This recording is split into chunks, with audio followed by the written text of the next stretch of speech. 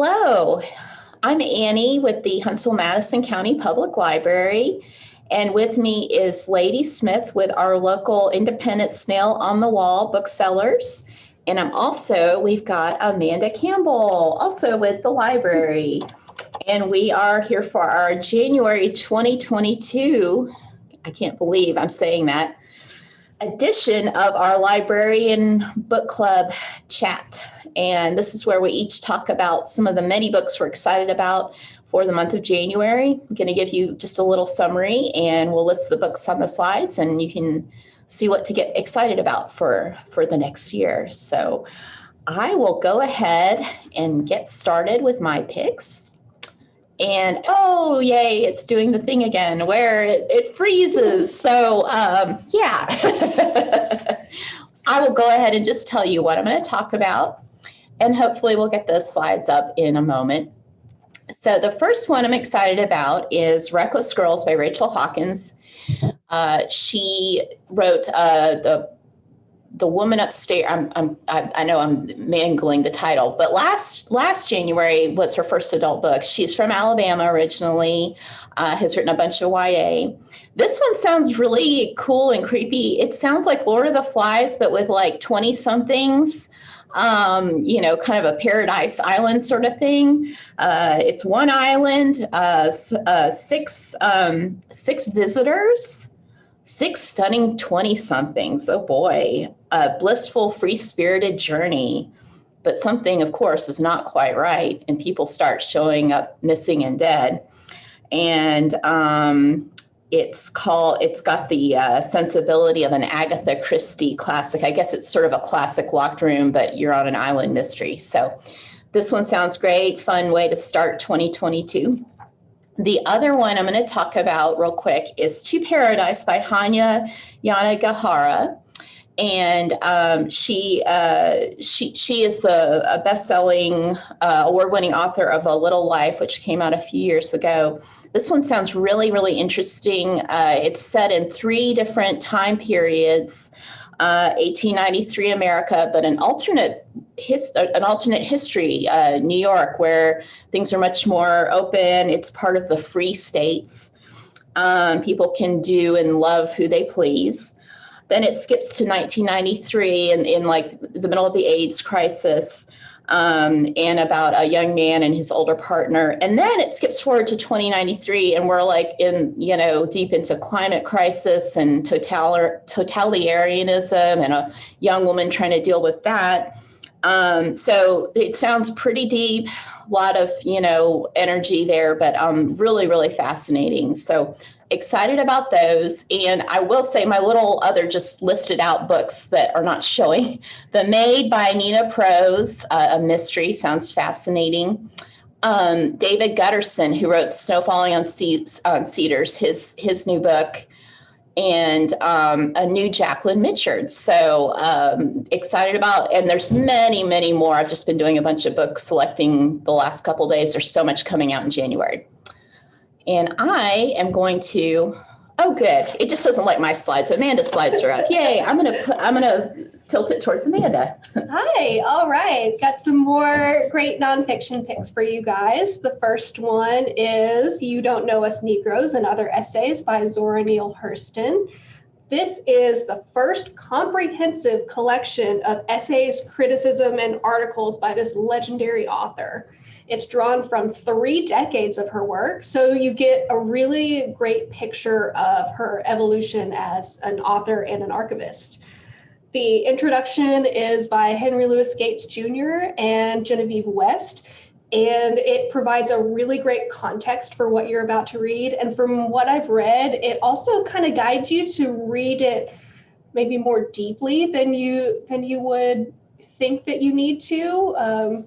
She has a lot of great opinions about what's going on in the world, and some of them don't quite agree with kind of the common opinions on different events that were going on. So the introduction really guides you to think about where she's coming from and really consider her ideas more than you might have on your initial reaction. So I'm excited to see what that's like. The essays are grouped thematically, which I love, and the topics cover things like politics, race and gender, and folkloric study from the height of the Harlem Renaissance to the early years of the Civil Rights Movement. So check that out on January 18th. And the next one I'm also super excited about. This is How to Be Perfect, the Correct Answer to Every Moral Question by Michael Schur. And spoiler, you're not going to get the correct answer to everything. No. Michael Schur is, of course, the creator of The Good Place and co-creator of Parks and Rec, two shows that I love. And this book is like the lessons that you learned in The Good Place, but put in like a real life context. So it's going to be difficult, thorny, and serious philosophical discussions, but in a more funny and conversational tone. It covers concepts like deontology, utilitarianism, existentialism, Ubuntu, and so much more. It starts off with super easy questions like, should I punch my friend in the face for no reason? Apparently, philosophers universally agree no. And then you'll go on to the harder questions like, can I still enjoy great art if it's made by terrible people? Mm-hmm. For fans of the show, there are some references to characters and plot lines, but watching the show is not a prerequisite for this book.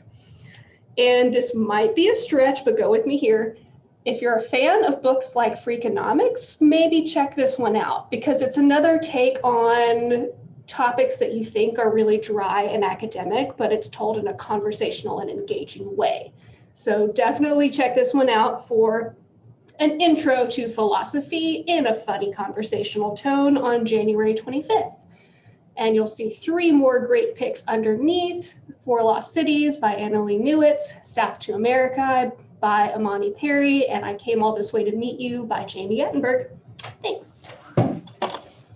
Thank you, Amanda. I'm excited about How to Be Perfect. I love Michael Schur. If you're an Office fan, he also plays a kind of ongoing cameo role as Cousin Mose, Dwight's Cousin Mose. I didn't catch that. Yep. So I'm thinking, like, what would Mose do? Maybe this is the lens we view this book through. So I don't know if you want to do what Mose does. He's pretty weird. So and I'm excited about all of these. Thank you so much.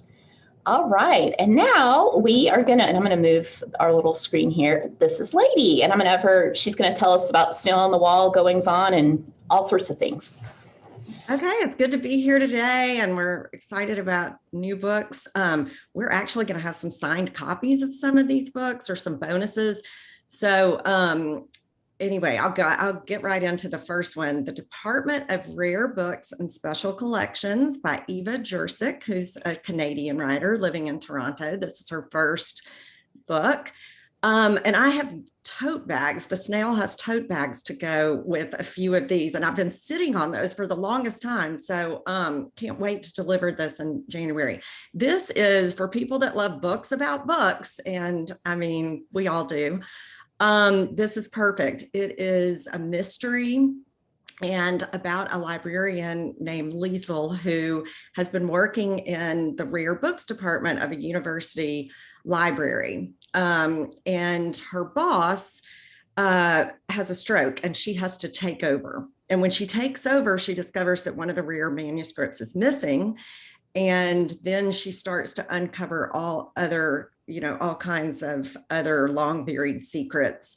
And she kind of comes into her own as a woman. So it's kind of about her, learning to not only solving the mystery because she's a sleuth and she has to figure that out, but also, kind of coming out from under the shadows of the men that she's been working for or, dealing with. So it's got all kinds of levels and layers to it. And maybe I'm wondering if it's kind of fitting into that genre of dark academia that's becoming so popular. I kind of think it might fit into that. So excited about that one. Next one is How High We Go in the Dark by Sakuya Nagamatsu, a Japanese American writer who I think is most known. He's won a lot of prizes, but really is known for short stories or short works. And this one reads like a collection of short stories, but they are interconnected. So this one starts out in 2030 and in the Arctic Circle with some research going on into a plague that kind of ravaged the earth, years before. And so this researcher starts to uncover what happened during the plague. There's also references to natural disasters and climate change. I don't know. I mean, is there any relevance here? But it sounds very dark, but really what it's about is the hope and the humanity of the characters. So what I've heard is that this is not really a plague novel. It's an after the plague novel about what we do when confronted with disasters. And so each one really focuses on a different character's voice. And one of the members of my reader circle read it and said she did not think when she started it that it was going to be hopeful, but that is how she described it. She used the word hopeful, and how we get through, how we find the possibilities and find the connection with other people. So this is for fans of Station 11. This is speculative fiction. So people that like Station 11 or Cloud Atlas will really love this one. And I think it's going to be a big hit in the new year. So I'm excited about both of those.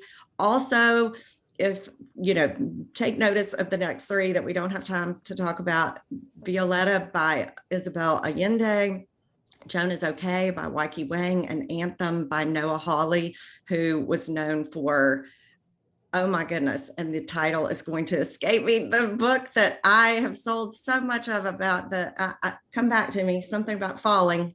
Okay. I know what you're talking about. I can't think of the name either. It's left my mind. So talk a little, Annie, and I'll come back and I'll tell you the title of that. But everyone loves that. So Noah Hawley's a great writer, and we've got a new one coming out by him. So. And thank you so much. And is there anything you want to tell us about any additional things in the new year? We are putting some things together. We are waiting to see what's going to happen, but we've got a lot. Like I said, a lot of signed copies of these. So go ahead and pre-order. We don't know. We never know how many we're going to get, but I know we've got some of Violetta, and I think of maybe To Paradise. Cool. Yes. The Hanya.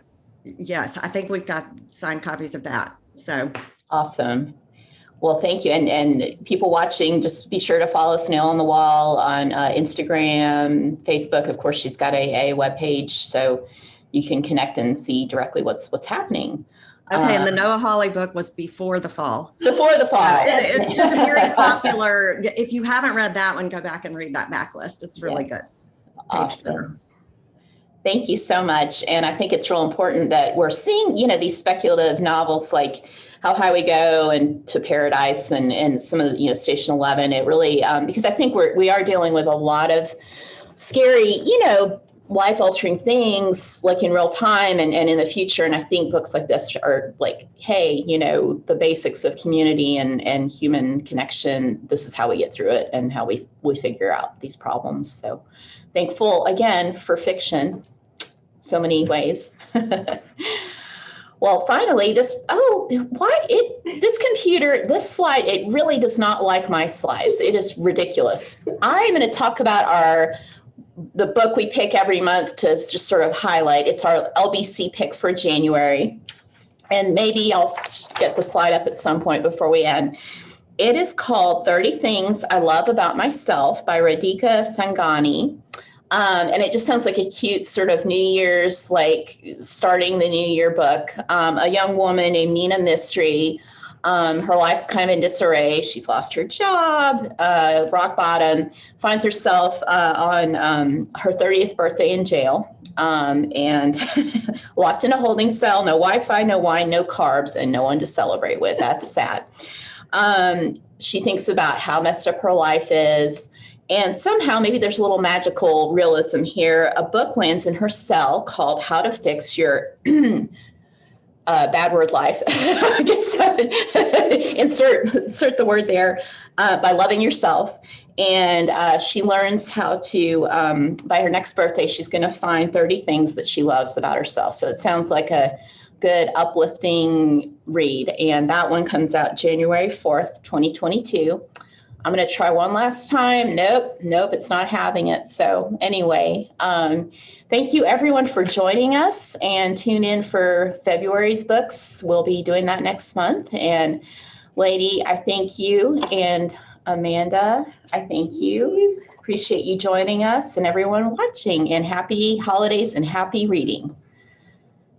Oh, there it is. Yay. And you can see this really cute cover. It looks like hopefully she's got some wine and carbs and Wi-Fi there, and she's learning how to love herself. So read that and all these other picks in January. Thank you.